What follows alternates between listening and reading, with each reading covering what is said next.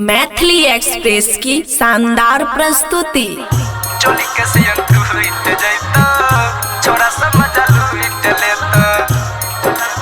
खुशी recording studio बलुआहा। छौरी बंगाली दै चित्तो गाली होठावा लगै छौला। छौरी बंगाली दै चित्तो गाली होठावा लगै छौला। लाल नमरिया उठा दे घंगरिया मिल जैतो गेराम चली कसियन टूट जैतो छोड़ा समझ लूट लेतो।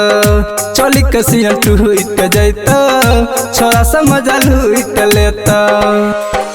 छौरी बंगाली दै चित्तो गाली होठावा लगै छौला। छौरी बंगाली दै चित्तो गाली होठावा लगै छौला। लाल नमरिया उठा दे घंगरिया मिल जैतो गेराम चली कसियन टूट जैतो छोड़ा समझ लूट लेतो। चली कसियन टूट जैतो छोड़ा समझ लूट लेतो।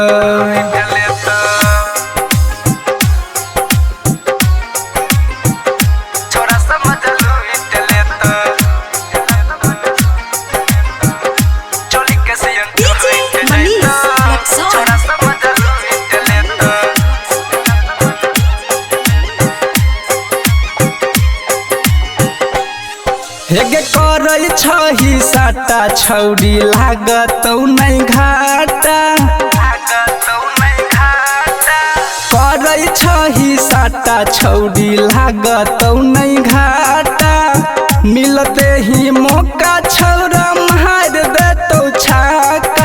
हिलाइल कमरिया रतिया पूरे बरतिया महतौ सोर चोली कसियन टूट जैतो छोड़ा समझ लूट लेतो। चोली कसियन टूट जैतो छोड़ा समझ लूट लेतो।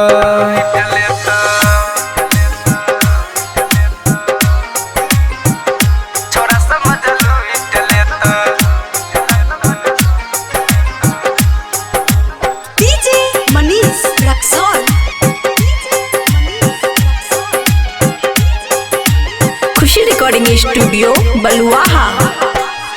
हेगे लेने रही पैसा छौरा भूलतौ नै बात में। लेने रही पैसा छौरा भूलतौ नै बात में।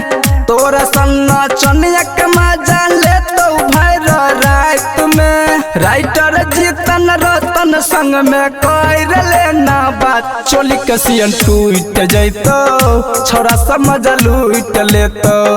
चोली कसियन टूट जैतो छोड़ा समझ लूट लेतो। खुशी रिकॉर्डिंग स्टूडियो बलुआहा।